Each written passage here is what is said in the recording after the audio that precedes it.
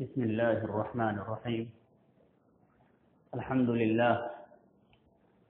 لله نحمده ونستعينه ونستغفره ونعوذ بالله من شرور أنفسنا ومن سيئات أعمالنا، ومن يهده الله فلا مضل له ومن يضلله فلا هادي له، وأشهد أن لا إله إلا الله وحده لا شريك له، وأشهد أن محمدا عبده ورسوله. أما بعد، فإن خير الحديث كتاب الله، وخير الهدي هدي محمد صلى الله عليه وسلم، وشر الأمور محدثاتها، وكل محدثة بدعة، وكل بدعة ضلالة، وكل ضلالة في النار.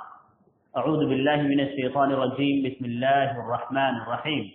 يا أيها الذين آمنوا اتقوا الله حق تقاته ولا تموتن إلا وأنتم مسلمون.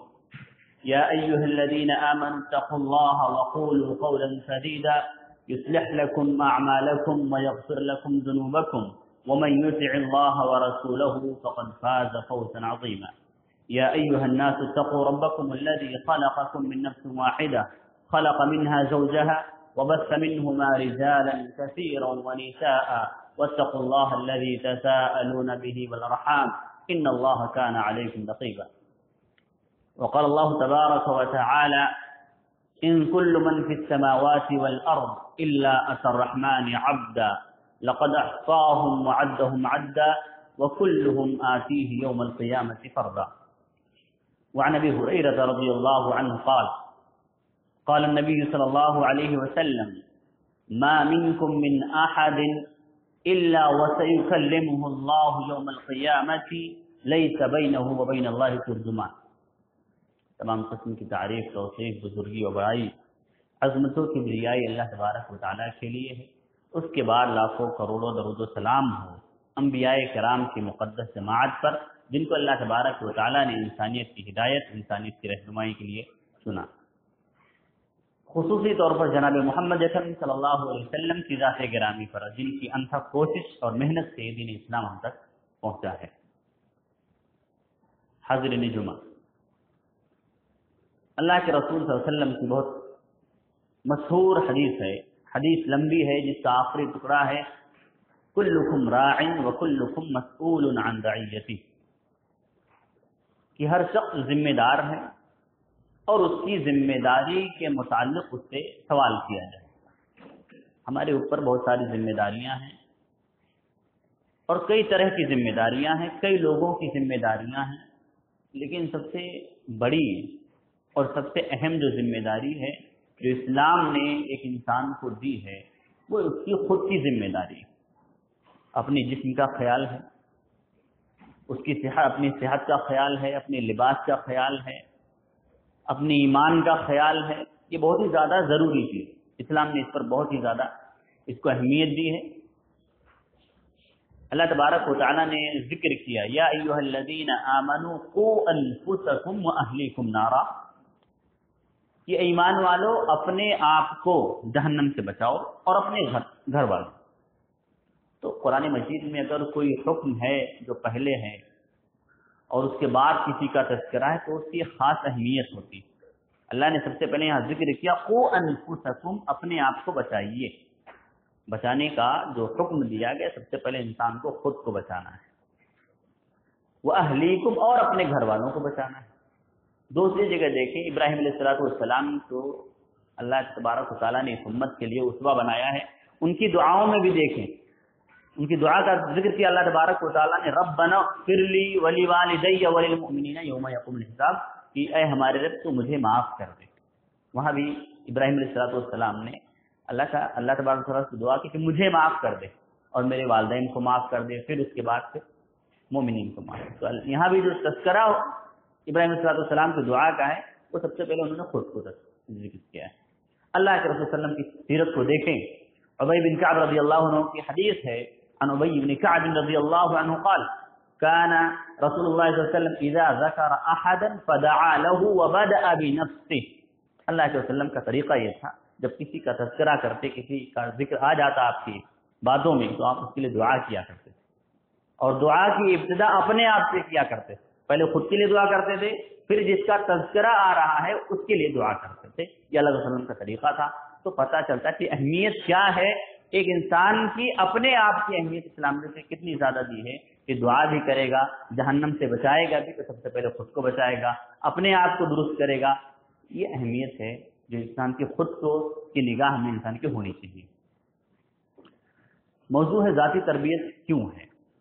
ذاتی تربیت کیوں ہے، اس کی جو دلیلیں ہیں دو طرح سے. ایک اجمالی دلیل ہے. اجمالی دلیل میں آپ دیکھیں سلیمان علیہ السلام کے واقعے میں ایک واقعہ ہے پرندے کے گم ہونے کا، غائب ہونے کا. وہاں پر اللہ نے ذکر کیا ہے وَتَفَقَّدَ الطَّيْرُ فَقَالَ مَا لِيَ لَا أَرَى الْهُدْهُدَ أَمْ كَانَ مِنَ الْغَائِبِينَ لَأُعَذِّبَنَّهُ عَذَابًا شَدِيدًا أَوْ لَأَذْبَحَنَّهُ أَوْ لَيَأْتِيَنِّي بِسُلْطَانٍ مُبِينٍ. جب سلیمان علیہ السلام نے حاضری لی ہدہد پرندے کو، پرندہ تھا جس کو گم پایا، تو کیا کہا لَأُعَذِّبَنَّهُ عَذَابًا شَدِيدًا أَوْ لَأَذْبَحَنَّهُ أَوْ لَيَأْتِيَنِّي بِسُلْطَانٍ مُبِينٍ. اس کو سخت عذاب ملے گا، اسے ذبح کر دیا جائے گا.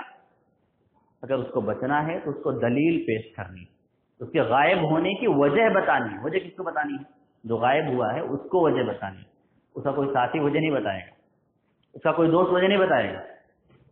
تو یہ دلیل. دوسری جگہ اللہ تبارک و تعالیٰ نے محمد صلی اللہ علیہ وسلم کو خطاب کیا اور کہا فقاتل فی سبیل اللہ لا تکلف الا نفسک، کہ آپ اللہ کے راستے میں جہاد کیجیے اور آپ اپنے نفس کے مکلف ہیں، کسی اور کی ذمہ داری کے متعلق آپ سے نہیں پوچھا جائے گا. یہ جو حکم دیا جا رہا ہے یہ آپ کو دیا جا رہا ہے، اور آپ اپنے نفس کے مالک ہیں، کسی اور کے مالک نہیں ہیں کہ آپ ان سے یہ سوال کریں کہ آپ نے کام کیوں نہیں کیا، آپ نے کام کیوں نہیں کیا. تو ان ساری آیتوں سے پتہ چلتا ہے کہ ہمارے اوپر جو ذمہ داری ہے وہ بہت ہی اہم ہے. تفصیلی دلیلوں میں دیکھیں تو سب سے پہلی چیز یہ کہ قیامت کے دن انسان کا جو گناہ ہے اس کا بوجھ اسے خود اٹھانا ہے. کوئی دوسرا اس کے گناہوں کا بوجھ نہیں اٹھائے گا. اللہ نے ذکر کیا وَلَا تَزِرُ وَازِرَةٌ وِزْرَ أُخْرَى وَإِن تَدْعُ مُثْقَلَةٌ إِلَىٰ حَمْلِهَا لَا يُحْمَلْ مِنْهُ شَيْئًا وَلَوْ كَانَ ذَا قُرْبَىٰ. کوئی کسی کا بوجھ نہیں اٹھائے گا. لا تزر وازرة وزر أخرى، کوئی بوجھ اٹھانے والا کسی دوسرے کا بوجھ نہیں اٹھائے گا. اگر کسی کے پاس بہت ہی زیادہ بوجھ ہے، بہت ہی زیادہ گناہ ہے، اور اس نے اپنے کسی قریبی کو آواز دی کہ کچھ تو لے لو اس گناہ کا حصہ، تو ابھی اس کی بات نہیں سنے گا. گناہ کا عذاب ہے، جو ہماری اچھائیاں ہیں اس کا ثواب ہے، ہم ہی کو ملنا ہے. تو ہم اپنی تربیت خود کریں گے، اپنی اصلاح خود کریں گے، کیونکہ ہمیں ہمارے گناہوں کا بوجھ خود اٹھانا ہے، ہمیں جو نیکیاں ہیں ہماری اس کا ثواب بھی ہم ہی کو ملنا ہے. اس لیے ہمیں اپنی اصلاح خود ہی کرنی ہے. ہاں اگر کوئی آدمی ایسا ہے، اور کئی لوگ بھی ایسے آپ کو ملیں گے کہ جو غریب طبقہ ہو سکتا ہے، یا ذہنی طور پر جو غریب ہوتے ہیں وہ دوسروں کو فالو کرتے ہیں، دوسرے کو دیکھتے ہیں کہ بڑا کون ہے، اور اس کے جو اعمال رہتے ہیں، اس کے جو طریقے رہتے ہیں، اس کے جو کام رہتے ہیں، پہناوا ہے، وہ سارے کام وہی کرتے ہیں جو ان کا جس کو فالو کرتے ہیں. وہ جو کام کر رہا ہے وہ یہ بھی کرتے ہیں. اللہ تبارک و تعالیٰ نے اس کا بھی ذکر کیا ہے فَقَالَ الضُّعَفَاءُ لِلَّذِينَ اسْتَكْبَرُوا إِنَّا كُنَّا مَعَكُمْ فَهَلْ أَنْتُمْ مُغْنُونَ عَنَّا مِنْ عَذَابِ اللَّهِ مِنْ شَيْءٍ. قیامت کے دن یہ جو دوسرے کو دیکھ کر کے جن کو بڑا سمجھتے تھے ان کے کاموں کو کریں گے، گمراہی کے کام، برائی کے کام ہیں کرتے تھے، قیامت کے دن وہ ان سے گزارش کریں گے کہ ہم تمہارے پیچھے چلتے تھے، ہم تمہارے متبعین تھے. تو اللہ تعالیٰ سے کہتے ہیں ہمارے کچھ گناہ معاف کرا دو. وہ کہیں گے ہم ہدایت یاب ہوتے تو تمہارے لیے بھی ہدایت کی بات کرتے. اللہ تبارک و تعالیٰ نے کہا سواء اجزعنا ام صبرنا ما لنا من محیص، ہم تم چیختے ہو چلاتے ہو اس کا عذاب تمہیں ملنا ہے. آپ کسی کو دیکھ کر کے برائی کریں تو بھی آپ ہی کو گناہ ملے گا. آپ یہ نہیں کہہ سکتے کہ سامنے والے نے غلط کام کیا اس لیے میں نے کر دیا. اور ایک اور جگہ اللہ تبارک و تعالیٰ نے ذکر کیا ہے برائیوں کی بڑی نحوست ہوتی ہے. جب برے آدمی ہوتے ہیں جب پھنستے ہیں تو سب کو پھنساتے یہ کام کیا یہ کام کیا، ویسا قیامت کے دن میں وہی ہوگا. اللہ تبارک و تعالیٰ نے ذکر کیا کلما دخلت امة لعنت اختها حتى اذا اداركوا فيها جميعا قالت اخراهم لاولاهم ربنا هؤلاء يضلون فاتهم عذابا ضعفا من النار قال لكل ضعف. جب جہنمیوں کو گروپ گروپ ڈالا جائے گا جہنم میں، تو جو بیٹھے رہیں گے وہ لعنت بھیجیں گے اس کے اوپر، جو جا رہا ہے پتہ ہے کس میں جانا ہے، لعنت کریں گے، اور جب سب کے سب داخل ہو جائیں گے تو ایک گروپ دوسرے گروپ کے بارے میں اللہ تعالیٰ سے کہے گا کہ اللہ تعالیٰ اس کے عذاب کو بڑھا دے، اس نے ہمیں گمراہ کیا ہے، اس نے ہمیں برائی کے راستے دکھائے ہیں۔ اللہ تبارک و تعالیٰ کہے گا سب کو عذاب ملے گا، کوئی بچنے والا نہیں ہے کہ آپ نے کسی کو سے بہکاوے میں آ کر گناہ کر لیا تو آپ کو عذاب نہیں ملے گا، ہم کو فلاں صاحب نے بتایا تھا اس لیے ہم نے کر لیا، ایسا نہیں۔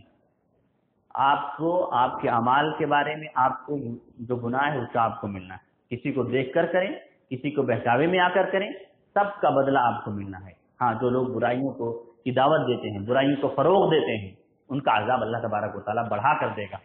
ابو ہریرہ رضی اللہ عنہ کی حدیث ہے، ابی ہریرہ رضی اللہ عنہ قال قال رسول اللہ صلی اللہ علیہ وسلم من دعا الى هدى كان له من الاجر مثل اجور من تبعه لا ينقص من اجورهم شيئا، کہ جو شخص ہدایت کے راستے کی دعوت دیتا ہے، اچھائیوں کی بات بتاتا ہے، تو جو اچھائی کو اپناتا ہے اس کا بھی ثواب اچھائی کی طرف بلانے والے کو ملے گا، جو اچھائی کی طرف بلا رہا ہے اس کو اچھائی کا کام کرنے والے کا بھی ثواب ملے گا، اور جس نے اچھا کام کیا ہے اس کے اجر میں سے کمی نہیں ہوگی۔ ومن دعا الى ضلالة كان له من الاثم مثل آثام من تبعه لا ينقص من آثامهم شيئا، اگر کوئی شخص ایسا ہے جو برائی کی طرف بلا رہا ہے، غلط کام کی طرف دعوت دے رہا ہے، تو غلط کام کرنے والے کا جو گناہ ہے وہی غلط کام کی طرف بلانے والے کا بھی ہے، بلانے کا بھی گناہ ملے گا، اور جو بلانے کی طرف جس نے یہ کام کیا ہے اس کا بھی گناہ بلانے والے کو ملے گا، اور جس نے کام کیا ہے اس کی گناہ میں سے کچھ کمی نہیں ہوگی۔ تو انسان کو اس بات کی طرف بہت ہی زیادہ توجہ دینی ہے کہ وہ جو کام کر رہا ہے وہ غلط ہے یا صحیح ہے، اس کی ہم کو سوچنی ہے، فکر کرنی ہے۔ ہم سے جو کام ہوتے ہیں، جو ہمارے اعمال ہیں زندگی کے، ان کے بارے میں فکر کرنی چاہیے، یہ چیزیں ہم غلط کر رہے ہیں، صحیح کر رہے ہیں، کسی کے بہکاوے میں آ کے کر رہے ہیں یا کسی کو دیکھ کر رہے ہیں، کیونکہ ہمارے گناہوں کا بوجھ، ہمارے گناہوں کا عذاب ہم کو خود ہی جھیلنا ہے۔ دوسری چیز دیکھیں، سب سے پہلی چیز یہ تھی کہ جو بوجھ اٹھانا ہے انسان کو اپنے گناہوں کا بوجھ خود ہی اٹھانا ہے، اس لیے اصلاح کی فکر ہونی چاہیے، وہ خود کی ہونی چاہیے۔ دوسری وجہ یہ ہے جس کی وجہ سے ہمیں اپنی تربیت کرنی ہے کہ انسان اللہ تبارک و تعالیٰ کے سامنے جب قیامت کے دن جائے گا تو اکیلا جائے گا، اللہ تبارک و تعالیٰ کے سامنے اکیلا اس کو کھڑا ہونا ہے، کوئی اور اس کے سپورٹ کے لیے نہیں کھڑا ہو۔ اللہ نے ذکر کیا وَلَا تَزِرُ وَازِرَةٌ وَاتَّقُوا يَوْمًا لَا تَجْزِي نَفْسٌ عَن نَفْسٍ شَيْئًا وَلَا يُقْبَلُ مِنْهَا عَدْلٌ وَلَا تَنفَعُهَا شَفَاعَةٌ، کہ اس دن سے ڈرو جس دن وَاتَّقُوا يَوْمًا لَا تَجْزِي نَفْسٌ عَن نَفْسٍ شَيْئًا، کوئی نفس کسی نفس سے بے نیاز نہیں کرے گا، کوئی آپ کے کام آنے والا نہیں ہے قیامت کے دن، نہ کوئی عدالت کام آئے گی، کسی کوئی شخص آپ کی گواہی دے رہا ہے، نہ شہادت کام آئے گی، نہ سفارش کام آنے والی ہے، تو اس دن سے ڈریے۔ اور دوسری چیز اللہ نے فرمایا وَإِن كُلُّ مَن فِي السَّمَاوَاتِ وَالْأَرْضِ إِلَّا أَتَى الرَّحْمَنِ عَبْدًا، کہ زمین میں جو بھی یہ جاندار ہیں، اللہ تبارک و تعالیٰ نے انسانوں اور جناتوں کو پیدا کیا تاکہ اللہ کی عبادت کریں۔ اللہ ان كُلُّ مَن فِي السَّمَاوَاتِ وَالْأَرْضِ إِلَّا أَتَى الرَّحْمَنِ عَبْدًا، اس کو اللہ تبارک و تعالیٰ کے سامنے حاضر ہونا ہے۔ اللہ تبارک و تعالیٰ نے کہا وَأَحْصَاهُمْ عَدًّا، اللہ تبارک و تعالیٰ ہر ایک کو شمار کرے گا، سب کو اللہ تبارک و تعالیٰ گنے گا، سب کو اللہ کے سامنے حاضر ہونا ہے۔ اللہ کے رسول صلی اللہ علیہ وسلم کی حدیث جس چیز کی اور وضاحت کرتی ہے، وہ عدی بن کعب رضی اللہ عنہ کی، عدی بن حاتم رضی اللہ عنہ کی حدیث ہے، کہا فرمایا ما منکم من احد الا وسيكلمه الله ليس بينه وبين الله ترجمان، بہت ہی اہم حدیث ہے کہ کوئی بھی بندہ تم میں سے ایسا نہیں ہے مگر اس کو قیامت کے دن اللہ تبارک و تعالیٰ کے سامنے حاضر ہونا ہے اکیلے، اور اللہ کے درمیان، اس بندے کے درمیان کوئی ترجمان نہیں ہوگا، کوئی ٹرانسلیٹر نہیں ہوگا، کوئی آپ کا سپورٹ نہیں کرے گا کہ آپ بولیے میں آپ کے ساتھ ہوں، پیچھے سے آپ کا سپورٹ کر رہا ہوں۔ اللہ کے سامنے ہر بندے کو اکیلے حاضر ہونا ہے۔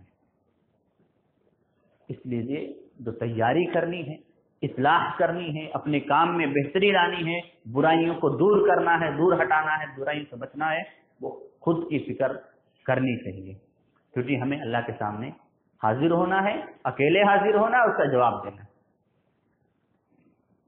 تیسری وجہ جس کی وجہ سے ہمیں اپنی تربیت کرنی چاہیے وہ یہ کہ ہر انسان اپنی برائیوں کے متعلق زیادہ جانتا ہے۔ میرے اندر کیا خامی ہے، کیا خرابی ہے، وہ میں زیادہ جانتا ہوں۔ ہاں، اکثر اوقات میں ایک انسان کی برائیاں دوسروں کے مقابلے میں اس کی بیوی بہتر جانتی ہے کہ میرے شوہر کی کیا کمی ہے جو دوسرے لوگ نہیں جانتے ہیں۔ اسی لیے ایک انگریز مفکر نے اللہ کے رسول صلی اللہ علیہ وسلم کے سلسلے میں کہا کہ محمد صلی اللہ علیہ وسلم کی صداقت، ان کی سچائی، ان کی امانت داری کی سب سے بڑی دلیل یہ ہے کہ ان کی 11 بیویاں، ان کی 11 بیویاں اور کسی بھی بیوی سے نبی کریم صلی اللہ علیہ وسلم کا ایک بھی عیب منقول نہیں ہے کہ آپ کے اندر یہ خرابی تھی، کہ نبی کے اچھے ہونے کی سب سے بڑی دلیل۔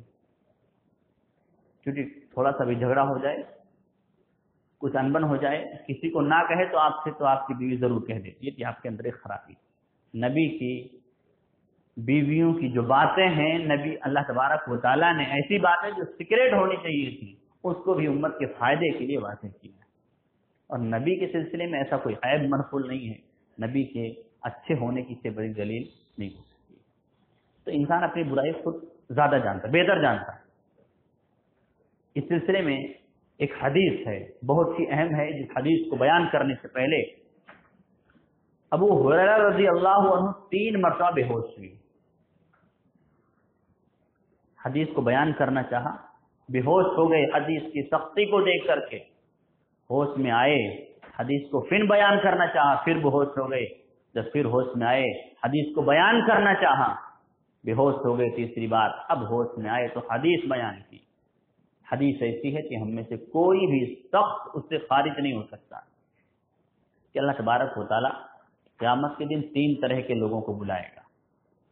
عالم ہوگا، قاری ہے، اللہ کے راستے میں وہ دین کے نام پر بہت ساری دعوت دے رہا ہے، بھلائیاں کر رہا ہے، امامت کرا رہا ہے، قرآن کی تلاوت کر رہا ہے، لوگ اس سے فائدہ اٹھا رہے ہیں، ایسا شخص ہوگا۔ ایک آدمی اللہ کے راستے میں جہاد کرتا ہے، اسلام کے لیے لڑتا ہے، اسلام کو سپورٹ کرتا ہے، طاقت فراہم کرتا ہے، اس کی وجہ سے اسلام میں مضبوطی آتی ہے، مسلمان مضبوط ہوتے ہیں۔ اللہ تبارک و تعالیٰ اس سے بھی سوال کرے گا، وہ کہے گا کہ میں نے تیرے دین کی سربلندی کے لیے کام کیا ہے، دین کو بلند کیا ہے، دشمنوں کے خلاف لڑائی کی ہے۔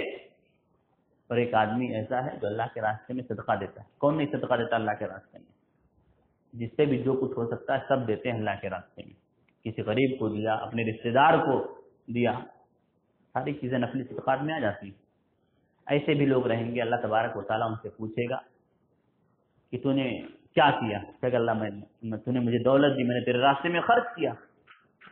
اللہ تبارک و تعالیٰ تینوں کو یہی جواب ملے گا، تو نے یہ کام کیا ہے تاکہ تجھے قاری کہا جائے، تو نے دولت خرچ کی ہے تاکہ تجھے اللہ کے راستے میں خرچ کرنے والا کہا جائے، تو نے اسلام کے لیے لڑائی کی ہے تاکہ تجھے بڑا طاقتور اور مضبوط انسان کہا جائے۔ وہ سب کہا جا چکا ہے، اور اب ان کو حکم دیا جائے گا کہ جہنم میں ڈال دو۔ ابو ہریرہ رضی اللہ عنہ کہتے ہیں جہنم میں سب سے پہلے ڈالے جانے والے یہ 3 طرح کے لوگ ہوں گے۔ اب ذرا سوچئے، تصور کیجئے، دنیا کی نگاہ میں وہ ویسے تھے جیسا وہ دکھ رہے تھے۔ ایک آدمی سخی ہے، مالدار ہے، دکھ رہا ہے کہ نیکی کر رہا ہے۔ ایک آدمی عالم ہے، دنیا اس سے فائدہ اٹھا رہی ہے، اس کے آگے پیچھے لوگ چلتے ہیں۔ ایک آدمی اللہ کے اسلام کے لیے سپورٹ کر رہا ہے، ہر جگہ جہاں بھی کوئی دقت آتی ہے مساجد کے لیے، مدارس کے لیے کھڑا ہو جاتا ہے، لیکن اس کے اندر کی حالت کیا ہے، وہ یہ کام کیوں کر رہا ہے وہ بہتر جانتا ہے، اس کو کتنی اصلاح کی ضرورت ہے وہ خود بہتر جانتا ہے۔ تو ہمیں اپنی اصلاح خود کرنی ہے، کیونکہ ہم اپنی برائیاں، اپنی خرابیاں سب سے زیادہ بہتر طریقے سے جانتے ہیں، اس لیے ہمیں اپنی اصلاح خود کرنی ہے۔ چوتھی اور آخری وجہ یہ کہ جو اجتماعی کام ہوتے ہیں، کانفرنس ہے، کوئی درس اور دروس کا معاملہ ہے، ایک ساتھ سب لوگ بیٹھے ہوئے ہیں، لیکن اس میں انفرادی حیثیت سے یہ پروگرام بہت اہم ہوتے ہیں کہ آپ نے اس سے سیکھا کیا ہے، آپ نے اس سے کیا سیکھا۔ اللہ تبارک و تعالیٰ نے ذکر کیا وَأَنزَلَ مِنَ السَّمَاءِ مَاءً فَسَأَلَتْ أَوْدِيَةٌ بِقَدْرِهَا، اللہ نے آسمان سے بارش نازل کی، کسی خاص انسان کے لیے نہیں، ایک علاقے میں بارش ہوئی اور بارش کا پانی سے فائدہ اٹھانا. یہ جو گڈھے تھے انہوں نے اپنے حساب سے پانی کو بھرا. جو بڑا گڈھا ہے اس میں زیادہ پانی جمع ہوا, جو چھوٹا گڈھا اس میں کم پانی جمع ہوا. تو پروگرام تو ہوئے, دینی درست تو ہوئی, لیکن ہم نے اس سے کیا فائدہ حاصل کیا ہے؟ ہم بڑے گڈھے ہیں کہ ہم نے زیادہ فائدہ حاصل کیا ہے دین سے, درست سے, یا ہمارے پاس کچھ ہے یا کچھ بھی نہیں ہے. اللہ علیہ وسلم نے یہ مثال دی اپنی بعثت کی, فرمایا مثل ما بعث اللہ من الہدی کمثل الغیث الکثیر. میری بعثت یہ ایسے ہی ہے جیسے بہت زیادہ بارش ہو. انزل من السماء ماء, کہ بہت زیادہ بارش ہو. اور کچھ زمینیں ایسی رہتی ہیں نقیۃً, اس میں کچھ زمینیں ایسی رہتی ہیں جو سبز و شاداب رہتی ہیں, جو پانی کو جذب کرتی ہیں, اور پھر ان سے فصلیں اگتی ہیں, کھیتیاں اگتی ہیں, لوگ اس سے فائدہ اٹھاتے ہیں. وَمِنْهَا أَجَازِبُ, اور کچھ زمینیں ایسی رہتی ہیں جو تھوڑی خشک رہتی ہیں, جو پانی کو سوکھتی نہیں ہیں, وہ پانی کو جمع کر لیتی ہیں. دوسرے لوگ آتے ہیں, پیتے ہیں, فائدہ اٹھاتے ہیں, کھیتیاں سیراب ہوتی ہیں. اور کچھ لوگ ایسے رہتے ہیں, زمینیں ایسی ہیں چٹیل میدان, نہ تو پانی رکتا ہے اور نہ وہ خود جذب کرتے ہیں. اللہ علیہ وسلم نے 3 مثالیں دی, 3 طرح کے لوگ ہیں. ایک وہ لوگ ہیں جو دین کو سیکھتے ہیں, سمجھتے ہیں, عمل کرتے ہیں, لوگوں کو بتاتے ہیں. اور کچھ لوگ ایسے رہتے ہیں جو دین کے معاملے کو اللہ تبارک و تعالیٰ نے انہیں توفیق تو دی ہے. اس حدیث کی تصریح میں بعض لوگ کہتے ہیں کہ جو دوسری قسم کے لوگ ہیں وہ محدثین ہیں, جنہوں نے حدیثوں کو یاد کیا ہے, لیکن بعض لوگ ایسے ہیں جو اس درجے کو نہیں پہنچے فقاہت کے کہ دین کی اتنی زیادہ سمجھ ہو جو ان سے سیکھنے والوں نے سمجھی ہے. اور کچھ لوگ ایسے ہوتے ہیں جو اس کان سے سنا اس کان سے نکال دیا, دینی درس ہو, دینی اجلاس ہو, جو بھی چیزیں ہوتی ہیں ان کے گلے کے اندر نہیں اترتی ہیں, اپنی زندگی میں اس کو نافذ نہیں کرتے. تو یہ دینی پروگرام جو ہوتے ہیں انفرادی حیثیت سے کہ ہم نے اس سے کیا سیکھا ہے, کیا حاصل کیا, بہت زیادہ اہم ہوتے ہیں. اللہ تعالیٰ نے قرآن مجید میں مثال بھی بیان کی ہے. نوح علیہ السلام کی, لوط علیہ السلام کی بیوی کی, نوح علیہ السلام کی بیوی کی کیوں مثال دی اللہ تعالیٰ نے؟ ان کی دعوت خاص تھی. نوح علیہ السلام کی دعوت بھی عام تھی, ان کی قوم کے لوگوں نے ان کو نہیں مانا. لوط علیہ السلام کی قوم کے لوگوں نے ان کو نہیں مانا, لیکن اللہ نے تذکرہ کیا کس کا؟ ان کی بیویوں کا. ایک انسان کا اللہ نے تذکرہ اس وجہ سے کیا کہ وہ اجتماع تو گھر تھا, وہ سب کے لیے تھا, لیکن ایک انسان کو اس سے فائدہ تو حاصل کرنا تھا, اٹھانا تھا. تو ضروری ہے کہ ہم اپنی تربیت کریں, اپنی اصلاح کریں, اور کسی بھی طرح سے اس میں کمی نہ ہو. اگلی چیز یہ ہے کہ ہم اصلاح جو تربیت ہے وہ کن کاموں پر کریں گے, اپنے کن کاموں کو ہم درست کریں گے جس سے ہمارے اندر تبدیلی آئے. سب سے پہلی چیز یہ تھی اللہ سے تعلق جوڑنا, اللہ سے رشتہ قائم کرنا. اپنی اصلاح کے لیے سب سے پہلی بنیادی چیز ہے کہ ہم اپنی اللہ تبارک و تعالیٰ سے رشتہ قائم, اللہ تبارک و تعالیٰ سے تعلق جوڑیں. ہر بندہ چاہتا ہے کہ اس کا تعلق اللہ تعالیٰ سے مضبوط ہو. اب ہمیں جاننا ہے کہ ہمارا تعلق اللہ تعالیٰ کے ساتھ کیسا ہے. اگر کوئی شخص یہ جاننا چاہتا ہے کہ اس کا تعلق اللہ سے کیسا ہے, تو یہ سمجھے کہ اس کا اللہ کے یہاں اللہ تعالیٰ سے کیا تعلق ہے, اس کا اللہ تعالیٰ سے کیا رشتہ ہے, اس نے اللہ تبارک و تعالیٰ کو کیا اہمیت دی ہے. جو اہمیت, جو عزت اللہ تبارک و تعالیٰ کی ایک انسان دیتا ہے, اللہ تبارک و تعالیٰ کے لیے بھی اس آدمی کا مقام مرتبہ وہی رہتا ہے. ہم اللہ تبارک و تعالیٰ کی جتنی زیادہ عبادت کرتے ہیں اللہ ہم سے اتنا ہی قریب ہوتا ہے. تو ہم اللہ تبارک و تعالیٰ سے اپنا رشتہ قائم کریں, مضبوط کریں, اور اس کے لیے ضروری ہے کہ قرآن کریم کی تلاوت کی جائے, 5 وقتہ نمازوں کا اہتمام کیا جائے, رمضان کے مہینے کے روزے ہیں اس کے علاوہ جو روزے ہیں وہ رکھے جائیں, تاکہ اللہ تبارک و تعالیٰ سے ہمارا رشتہ مضبوط ہو. یہ سب سے پہلی چیز ہے. دوسری وجہ یہ ہے, دوسرا کام جس پر ہمیں اپنی تربیت کرنی ہے وہ یہ کہ علم دین کا حصول. آپ کو سیکھنا ہے دین کا علم. آپ کے اندر جس قدر آئے گا اس قدر آپ ایک اچھے انسان بنیں گے, ایک اچھے مسلمان بنیں گے. فقہ کا ایک اصول ہے, ما لا یتم الواجب الا به فهو واجب, کہ واجب جو چیزیں ہوتی ہیں, بہت سارے احکام ہوتے ہیں ہمارے لیے ضروری ہیں, وہ کرنا ہی کرنا, وہ کسی حالت میں بھی معاف نہیں ہے. تو واجب جو چیزیں ہوتی ہیں, واجب کو ادا کرنے کے لیے جو چیزیں واجب ہوتی ہیں وہ بھی واجب کے درجے میں آ جاتی ہیں. جیسے یہ کہ آدمی کو نماز پڑھنا ہے، نماز ضروری ہے، ابھی نماز کے لیے کپڑا ضروری ہے، آدمی ننگا نماز نہیں پڑھ سکتا ہے تو اس کے لیے کپڑا خریدنا ضروری ہو جائے گا۔ تو آپ کی زندگی میں جو بھی واجبات ہیں، چاہے وہ صلاۃ کے تعلق سے ہو، روزے کے تعلق سے ہو، والدین کے ساتھ احسان کرنے کا معاملہ ہو، پڑوسیوں کا خیال کرنا ہو، جو بھی چیزیں واجبات کے تعلق سے ہیں اس کا علم آپ کے لیے ہونا ضروری ہے۔ یہ ضروری ہے کہ آپ سیکھیں آپ یہ کام کیسے کریں گے۔ یہی مطلب ہے اللہ علیہ وسلم کے اس حدیث کا جس میں آپ نے فرمایا طلب العلم فریضۃ علی کل مسلم، کہ علم کا حاصل کرنا، علم شرعی جو ہے آپ کا دینی علم ہے اس کا حاصل کرنا آپ کے لیے ضروری ہے، ضروری اسی حد تک تاکہ آپ کے جو واجبات کے کام ہے، جو کام ضروری ہے، جو احکام ضروری ہے وہ آپ صحیح طریقے سے ادا کر سکیں۔ تیسری چیز یہ ہے جس پر ہمیں اپنی تربیت کرنی ہے، اللہ سے تعلق جوڑنا ہے، علم دین حاصل کرنا ہے۔ تیسرا کام یہ ہے کہ جو آپ سیکھیں اس پر عمل کریں۔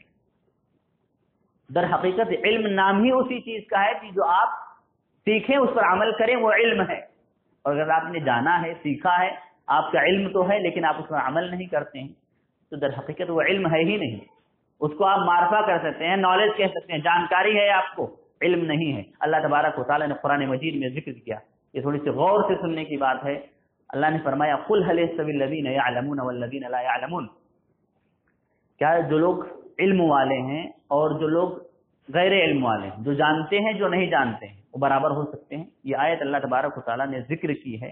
آیت کا ایک ٹکڑا یہ ہے جہاں علم اور غیر علم والے میں اللہ نے فرق کی ہے، اس سے پہلے کی آیت کا پہلے والا حصہ ہے، اس میں اللہ تبارک و تعالیٰ نے مختلف اعمال کا تذکرہ کیا ہے کہ جو شخص اللہ تبارک و تعالیٰ کے لیے رات کو اٹھتا ہے، قیام کرتا ہے، سجدے کرتا ہے، اللہ تبارک و تعالیٰ کے لیے رکوع کرتا ہے، کچھ اعمال اللہ تبارک و تعالیٰ نے ذکر کیے ہیں، اس کے بعد اس آیت کو فرمایا ہے۔ اسی کے بعد یہ آیت ہے۔ اس آیت کا مطلب یہ اللہ تبارک و تعالیٰ نے علم تو کہا ہے لیکن مراد عمل لیا ہے کہ کیا یہ جو سب کام کرتے ہیں اور جو نہیں کرتے ہیں وہ دونوں برابر ہو سکتے ہیں؟ یقیناً کبھی برابر نہیں ہو سکتے ہیں۔ تو جو آپ سیکھیں اس پر عمل بہت ہی زیادہ ضروری ہے کہ آپ عمل بھی کریں، تبھی وہ آپ کا علم کہلائے گا۔ آپ محدثین کی زندگیوں کو دیکھیں، قال خطیب بغدادی رحمہ اللہ بسندی كان اسماعیل بن ابراہیم جاریہ رضی اللہ رحمہ اللہ یقول كنا نستعین على حفظ الحدیث بالعمل به، ہم حدیثوں کو یاد کرتے تھے، یاد کرنے کا طریقہ یہ تھا کہ ہم ان حدیثوں پر عمل بھی کرتے تھے۔ اور امام احمد رحمہ اللہ فرماتے ہیں ما كتبت عن النبي صلی اللہ علیہ وسلم حدیثا قط الا عملت به، کہ میں نے نبی کریم صلی اللہ علیہ وسلم سے کوئی بھی حدیث نہیں لی ہے مگر میں نے اس پر عمل کیا ہے۔ امام احمد بن حنبل کی جو مسند ہے، ان کی جو کتاب اس میں 40,000 حدیثیں ہیں۔ کہتے ہیں میں نے کوئی بھی حدیث نہیں لکھی ہے، میں نے اس پر عمل کیا ہے۔ کہتے ہیں حتی مر فی الحدیث احتجم النبی صلی اللہ علیہ وسلم وآت الحجام دینارا فاعطیت الحجام دینارا حین امتجمته، میں نے ایک حدیث پڑھی کہ اللہ علیہ وسلم نے پوچھنا لگوایا، پوچھنا لگوانے والے کو پیسہ دیا، تو میں نے بھی پوچھنا لگوانے والے کو بلایا اور اس نے میرا حجامہ کیا اور میں نے بھی اس کو پیسہ دیا۔ تو یہ صحابہ کرام کے بعد صحابہ کرام میں اسلاف کا جو طریقہ دیکھیں گے وہ عمل کا طریقہ اس قدر ہوا کرتا تھا۔ جذبہ تھا ان کے اندر کہ دین کو سیکھنا ہے اور اس پر عمل بھی کر کے دکھانا ہے تاکہ وہ چیز ہمارے علم میں آ جائے، عمل میں آ جائے، اللہ تبارک و تعالیٰ اس سے خوش ہو جائے۔ تو یہ 3 اہم کام ہیں جن پر ہمیں اپنی تربیت کرنی ہے کہ ان کاموں کو اپنی زندگی میں لانا ہے۔ اب کچھ چیزیں ایسی ہیں جن کو ہمیں کرنا ہے، وہ وسیلے کے طور پہ کہ ہم ان کاموں کو کریں گے تو ہم سے ہمارا اللہ سے رشتہ مضبوط ہو جائے گا، ان کاموں کو ہم کریں گے تو ہمارے اندر علم کا شغف آ جائے گا، ان کاموں کو کریں گے تو ہم جن چیزوں کو سیکھیں گے اس پر عمل کر سکتے ہیں۔ سب سے پہلی چیز یہ وسیلے کے طور پر کہ یہ ہم اپنے دل کی اصلاح کریں۔ آدمی کا دل اگر صحیح نہیں ہے تو چاہتے ہوئے بھی اللہ سے رشتہ مضبوط نہیں کر پاتا ہے۔ ابراہیم علیہ السلام نے اس کی بھی دعا اللہ تبارک و تعالیٰ سے کی ہے اور اللہ نے ان کی دعا کو قبول بھی کیا ہے دل کی اصلاح کے بارے میں کہ بقلب سلیم، اللہ تبارک و تعالیٰ تو مجھے قلب سلیم کے ساتھ اٹھا، میرا دل پاک ہو، صاف ہو، کسی طرح کی برائی نہ ہو اس میں۔ اللہ کے وسلم کی حدیث ہے الا ان فی الجسد مضغہ اذا صلحت صلح الجسد كله واذا فسدت فسد الجسد كله الا وهي القلب، فرمایا کہ جس میں ایک حصہ، ایک ٹکڑا ایسا ہے انسان کا کہ اگر وہ فاسد ہو جائے تو پورا جسم فاسد ہو جاتا ہے، وہ خراب ہو جائے تو پورا جسم خراب ہو جاتا ہے، اگر وہ اچھا ہو تو پورا جسم اچھا ہو جاتا ہے۔ کہا الا وہی القلب، جان لو کہ دل ہے۔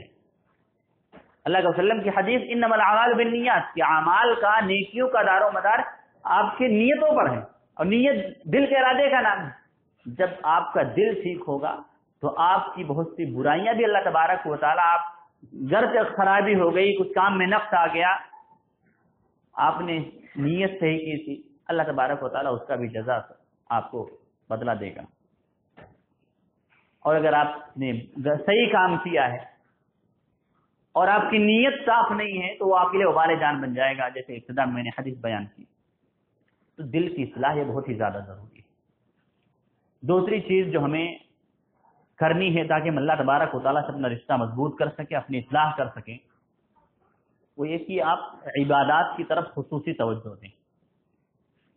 نماز جو ہے، صلاۃ جو ہے، اس کا مطلب ہی ملنے کا ہوتا ہے، وہ صلاح یصل سے آتا ہے، صلاۃ ملنے کا ہوتا ہے، اس کا مطلب آپ فرض نمازوں کی پابندی کریں۔ اللہ کے وسلم نے فرمایا کہ ما منکم من احد، کہ کوئی بھی انسان جو اثنی عشر رکعۃ تطوعا غیر فریضۃ بن اللہ له بیتا فی الجنہ، کہ جو 12 جو سنت مؤکدہ ہے ان کی پابندی جب کوئی آدمی کرتا ہے، اللہ تبارک و تعالیٰ اس کے لیے جنت میں گھر بنائے گا۔ ہر شخص چاہتا ہے کہ جنت میں اس کا گھر ہو۔ اللہ تعالیٰ آپ کو اگر توفیق دے تو آپ پابندی کے ساتھ نمازوں کی فرض نمازیں بھی پڑھیں اور اس سنت مؤکدہ بھی پابندی سے ادا کریں، اللہ آپ کے لیے گھر بنائے گا جنت میں۔ دوسری حدیث اللہ علیہ وسلم کی ہے، فرمایا من حافظ على 4 ركعات قبل الظهر و4 بعدها حرمه الله على النار، کہ جو شخص ظہر سے پہلے 4 رکعت سنت مؤکدہ ہیں، 2 رکعت ظہر کے بعد سنت مؤکدہ ہے، اللہ علیہ وسلم نے کہا جو 4 رکعت بھی پہلے پڑھے اور 4 رکعت ظہر کے بعد بھی پڑھے، اللہ تبارک و تعالیٰ ایسے شخص پر جہنم کو حرام قرار دے دیتا ہے، ایسا شخص جہنم میں نہیں جائے گا۔ اور ایک حدیث اور ہے، اللہ علیہ وسلم نے کہا من صلى قبل العصر 4 رحم اللہ امرأ صلى قبل العصر 4، کہ اللہ کی رحمت ہوتی ہے، رحمت نازل ہوتی ہے ایسے بندے پر جو عصر سے پہلے 4 رکعت نماز پڑھتا ہے۔ تو یہ فضیلت ہے عبادتوں کی، جب آدمی یہ سب کام کرتا ہے تو برائیوں سے بچتا ہے، اچھائیوں کے قریب جاتا ہے، برے لوگوں سے دور آتا ہے، اچھے لوگوں سے قریب ہوتا ہے، اللہ سے رشتہ مضبوط ہوتا ہے اس کا۔ تو ضروری ان کاموں کو کیا جائے۔ تحیۃ المسجد کی فضیلت ہے، تحیۃ الوضو ہوتا ہے اس کی فضیلت ہے۔ ایک موقع پر اللہ کے رسول صلی اللہ علیہ وسلم نے فجر کی نماز پڑھائی، فجر کی نماز کے بعد متوجہ ہوئے بلال رضی اللہ عنہ کے پاس، خطاب کیا یا بلال رضی اللہ عنہ حدثنی بأرجى عمل عملته بالاسلام فإني سمعت دفا عليك بين يديك في الجنہ، کہ بلال رضی اللہ عنہ اپنا کوئی ایسا عمل بتاؤ جو آپ جس عمل سے آپ کو سب سے زیادہ امید ہو، کوئی ایسا عمل بتائیے۔ بلال رضی اللہ عنہ نے کہا ما عملت عملا ارجى عندي، میں نے ایسا کوئی عمل نہیں کیا ہے مجھے بہت زیادہ اس سے امید ہے۔ اللہ کے وسلم نے سوال کیوں کیا بلال رضی اللہ عنہ سے؟ وجہ بتائی، فإني سمعت دفا عليك بين يديك في الجنہ، کیونکہ میں نے جنت میں اپنے آگے تمہارے جوتوں کی آواز سنی ہے، اس لیے میں یہ سوال کر رہا ہوں کہ تمہارا کون سا عمل ہے جس کی وجہ سے تم جنت میں مجھ سے آگے چل رہے ہو، تم اپنے سامنے میں نے تمہارے جوتوں کی آواز سنی ہے۔ بلال رضی اللہ عنہ نے جواب دیا کہ جب بھی میں وضو کرتا ہوں، طہارت حاصل کرتا ہوں، جو بھی مجھ سے مقدر ہوتا ہے میں اس کے لیے نماز پڑھ لیتا ہوں، یہی میرا عمل ہے۔ تحیۃ الوضو کو آدمی کو اہتمام کرنا چاہیے، بڑی فضیلت ہے کہ صحابی نے اس عمل کو اختیار کیا، اللہ کے وسلم نے اس پر مہر لگا دی تھی، سنت ہے، اس کو کرنا چاہیے۔ ضروری ہے کہ ہم نمازوں سے اپنا تعلق جوڑیں، عبادات سے اپنا تعلق جوڑیں، اور ایک آخری عمل جس کو ہمیں وسیلے کے طور پر کرنا ہے کہ ہم کتابوں کا مطالعہ کریں۔ دینی کتابیں ہمیشہ میں ہمارے مطالعے میں ہونی چاہیے، جو بھی ہو، آپ ایک صفحہ پڑھیں، ایک مضمون پڑھیں، ایک ہی حدیث پڑھیں، 2 حدیث پڑھیں، ایک آیت پڑھیں، یہ ہمیشہ آپ کی زندگی کا معمول ہونا چاہیے۔ ایک آدمی سخت دل ہوتا ہے، اس کو ایسی کتابیں پڑھنی چاہیے جس سے اس کا دل نرم ہو جائے۔ آپ کو ایسی کتابیں پڑھنی چاہیے جس میں علمی مواد ہے، تاکہ آپ کو علم سے محبت ہو، آپ کے اندر جانکاری بڑھے۔ آپ کو ایسی کتابیں پڑھنی چاہیے جس میں علماء کی ایسی کاوشیں ہیں، محنتیں ہیں کہ انہوں نے کیا تکلیف جھیلی ہے دین کو ہم تک پہنچانے میں۔ خطیب بغدادی کی کتاب ہے جس میں انہوں نے 30 ایسے واقعات ذکر کیے ہیں، جس میں انہوں نے واقعات ذکر کیے ہیں ایسے کہ ایک حدیث کو پانے کے لیے ایک انسان نے 30 دن کا یا اس سے زیادہ کا سفر طے کیا ہے ایک حدیث کو حصول کے لیے۔ تو حدیثیں جو ہمارے پاس آئی ہیں وہ ہمارے اسلاف کی محنت سے، ان کی کاوش سے آئی ہیں۔ ہمیں چاہیے کہ ان کتابوں کو پڑھیں، علماء کی جو سیرت ان کے پڑھیں، تو ہمیں پتہ چلے کہ علم کی اہمیت کیا ہے، علماء کی اہمیت کیا ہے۔ اور اخلاق میں خرابی ہے، گڑبڑی ہے، تو ہم اخلاقی کتاب کو اٹھائیں جس سے ہمارے اخلاق درست ہوں۔ تو اللہ تبارک و تعالیٰ سے دعا ہے کہ ہمیں توفیق دے کہ ہم ہر اعتبار سے اپنی اصلاح کر سکیں اور اپنی زندگی کے تمام معاملات کو، تمام مسائل کو اسلام کے صحیح طریقے کے مطابق حل کر سکیں۔ آمین۔ وآخر دعوانا الحمدللہ رب العالمین۔